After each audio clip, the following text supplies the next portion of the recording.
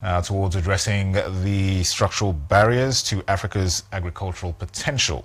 A critical data-driven research is being conducted by government and key partners to identify issues related to trade, policy and climate change. As a convergence of experts in agriculture, climate resilience and adaptation, as well as soil composition and manufacturing, the research is set to be conducted to equip smallholder farmers and young Nigerians who aspire to work in the agriculture sector with the requisite knowledge and skills to thrive in agriculture.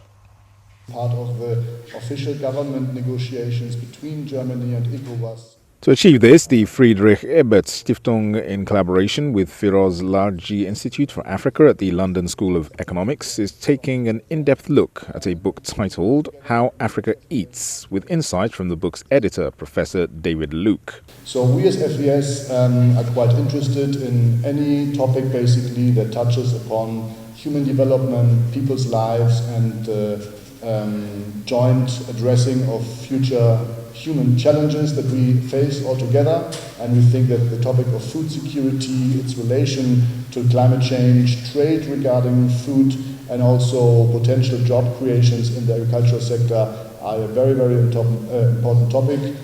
A couple of weeks ago, I had the opportunity of visiting Owode Aja. That's along the border between Benin and Nigeria.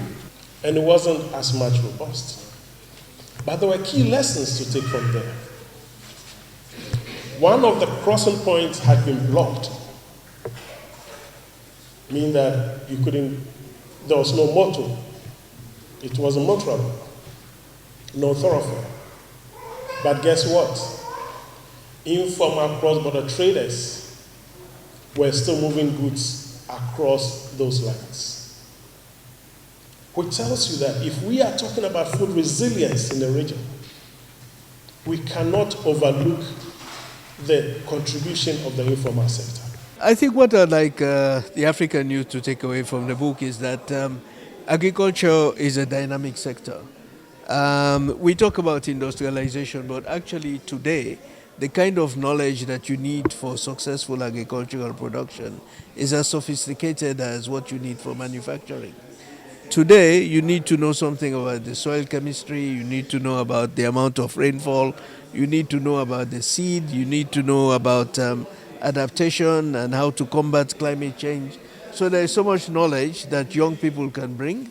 But this is not to say that young people can replace our smallholder farmers. There's a lot of scope for agriculture to drive our economies. Professor Luke also called for more investments in rural infrastructure and inputs. So the key message from these deliberations is that agriculture, when fully tapped into with the right approach, can create jobs, build food resilience and significantly reduce food insecurity across the African region.